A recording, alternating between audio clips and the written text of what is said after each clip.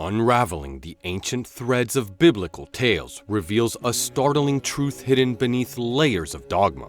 Today, we break free from the shackles of fearful narratives imposed by the Christian Church, exposing a narrative that challenges conventional beliefs about Eve, the serpent, and the sinister figure known as Satan. Join us on a journey of rediscovery as we peel back the layers of misinterpretation and unveil the real story buried in the annals of time.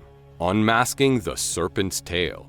First, it is necessary to free our minds of the fearful satanic dogma which the Christian Church has attached to the incident with Eve and the serpent. Nowhere in the Genesis account is there any mention, direct or indirect, of Satan's involvement. And yet, it has become common practice for the church to portray the serpent as an emissary of Satan, or even as Satan himself. Augustine's Paranoia, the birth of original sin. This has been done in an attempt to support the church's self-styled concept of Eve's original sin, a concept developed and promoted by St. Augustine, which, like so many doctrines of the early bishops, emerged from an unhealthy sexual paranoia. Not only did the Christian bishops reinterpret the story of Adam and Eve, they also had the story rewritten so that a few verses of Genesis became great biographical books, and it is from these spurious works of fantasy that the familiar portrayals of satanic involvement have emerged. Hebrew perspectives, the obedient Satans. In the Hebrew Bible, as in mainstream Judaism to this day, Satan never appears as Western Christendom has come to know him. The Christian perception of Satan is that of an evil imperialist whose despicable horde wages war upon God and humankind. But this Satan character was an invention of the post-Jesus era, a fabulous myth with no more historic worth than any figment of a Gothic novel. In the Old Testament, Satans, though rarely mentioned, are portrayed as obedient servants or sons of the gods, the Bene Ha-Elohim, who perform specific functions of strategic obstruction. The Hebrew root of the definition is STN, which defines an opposer, adversary, or accuser, whereas the Greek equivalent was diabolos, whence diabolical and devil, which relates to an obstructor or slanderer. Until Christian times, the word Satan had no sinister connotation whatsoever, and in the old tradition, members of a straightforward political opposition party would have been called Satans.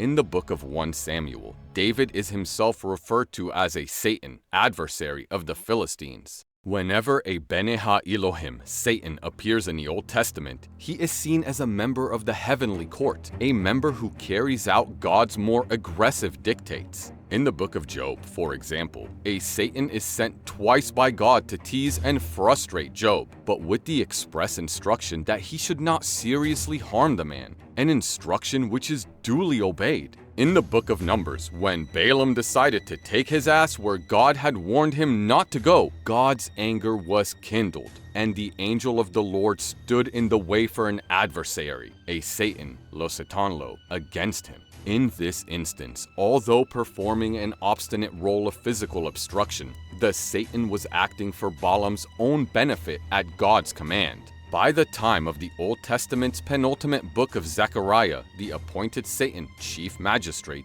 is portrayed with an independent will.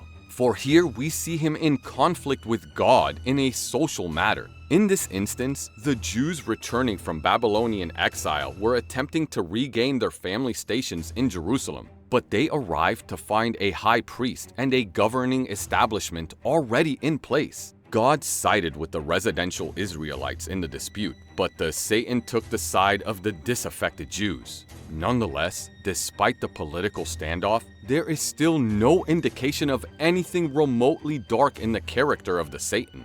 The emergence of the sinister Satan. The sinister satanic figure, sometimes called Lucifer, Beelzebub, or Belial, meaning worthless, emerged mainly through the onset of Christian dualism, the concept of two opposing and equally powerful gods. According to different traditions, Satan was either the brother or the son of Jehovah, or was even the competitive and aggressive aspect of Jehovah himself. In essence, the Jehovah-Satan conflict was representative of the ancient pre-Christian tradition of the symbolic battle between light and darkness as perceived by the Persian mystics. This tradition found its way into the ascetic Judaism of sects such as the Essenes of Qumran, and it is to some extent recognizable in the New Testament, but it was not apparent in the Hebrew lore of the Old Testament, wherein Satans are seen to perform specific duties of mundane opposition. Satan's Latin makeover from Isaiah to Lucifer. So, from what original concept or Bible entry was the modern Christian image of Satan born? In the Old Testament book of Isaiah is a section dealing with the prophesied fall of Babylon, and in referring to the city and its despotic king, Isaiah says, "How are you fallen from heaven, day star, son of the dawn? How are you fallen to earth, conqueror of nations?" Many centuries after this was written, the image of the fallen day star, Venus, was redefined as light bearer, and when translated into Latin with a proper noun connotation, it became Lucifer. Hence, Lucifer appeared in this Phoenix context in St. Jerome's 4th century Vulgate Bible, to become associated with an evil Satan some 1300 years later in John Milton's Paradise Lost. O Lucifer, so by allusion called, O that bright star to Satan paragoned. Today, the Isaiah verse in authorized Christian Bibles retains the Latinized Lucifer entry which emanated from the Christian Church's creation of its own Satan mythology during Roman imperial times. The Roman faith was based wholly on subjugating people at large to the dominion of the bishops, and to facilitate this subordination, an anti-God, anti-Christ figure was necessary as a perceived enemy.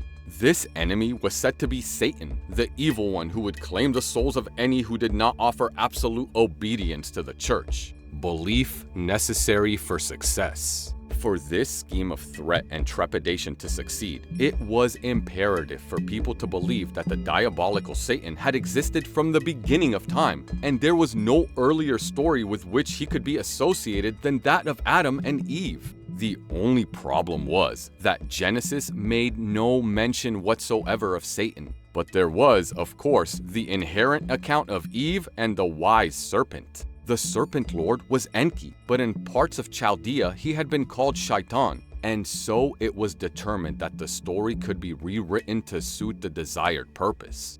The original text was, after all, a Jewish version, and Christianity had become quite divorced from Judaism, even from the westernized Judaism of Jesus. In those days, there was no understandable translation of the Bible available to Christians at large. The Jews had their Hebrew, Aramaic, and Greek versions of the Old Testament, while the primary Christian Bible existed in an obscure form of Church Latin, as translated by St. Jerome in the 4th century. Outside the immediate Roman Church of the West, there were enthusiastic Eastern Christian branches in place such as Syria, Egypt, and Ethiopia, and it was mainly from these regions, where the Jewish competition was stronger, that the new Genesis accounts emerged for the Christian market. Don't judge a book by its cover. Among these was an Egyptian and Ethiopic work called the Book of Adam and Eve, subtitled The Conflict of Adam and Eve with Satan, which was produced sometime in or after the 6th century AD.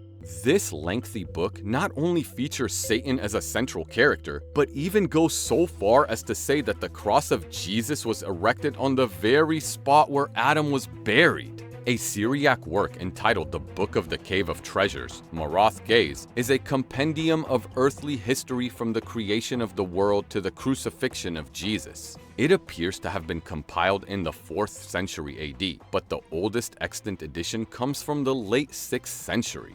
Once again, this book introduces Satan as the constant protagonist of evil, setting the scene for the dark and sinister element that flourished in the church-promoted Gothic tradition that evolved during the brutal Catholic Inquisition. In one instance, Adam and Eve are seen to be dwelling in a cave where Satan comes 14 times to tempt them, but each time an angel of God puts the demon to flight. The book even maintains that Orthodox Christianity was in place before the time of Adam and Eve and the emergent Hebrews. In this regard, it is claimed that when God said, "Let us go down," he was referring to the Holy Trinity, Father, Son, and Holy Ghost. a concept not established until the Council of Nicaea in AD 325. Another volume which upholds this same notion concerning the Christian Trinity is the Book of the Bee, a Nestorian Syriac text from about 1222, compiled by Bishop Shelamon of Basra. Its title is explained by virtue of the fact that it gathered the heavenly dew from the blossoms of the two testaments and the flowers of the holy books, thereby applying Christian doctrine to the traditional Jewish scriptures which it reinterpreted. If these books can be said to have anything in their favor, it is that their Old Testament genealogies are very much in accordance with the far more ancient Jewish works, such as the Book of Jubilees. Apart from that, they are no more than fictional fables designed to undermine historical record and to intimidate readers into compliance with the dogmatic and sexist rule of the Christian bishops. Their portrayals of Satan are entirely fabricated, and they are contrary to all original Sumerian, Canaanite, and Hebrew archives. Journeying through the shadowy corridors of history, where truth intertwines with myth, we confront the manufactured legacy of Satan, an invention born from the ambitious agenda of post-Jesus Christianity. The serpent, once a symbol of wisdom, now shackled to a sinister myth. As we dismantle the fabricated tales that sought to control minds, remember that the real stories lie within the ancient archives, not in the Gothic fantasies of later eras. Today, we challenge the darkness of distortion, urging you to question and seek the unadulterated narratives that echo through the ages. The serpent's hiss echoes the call to unravel the truth, transcending the veils of misinformation imposed upon the pages of time.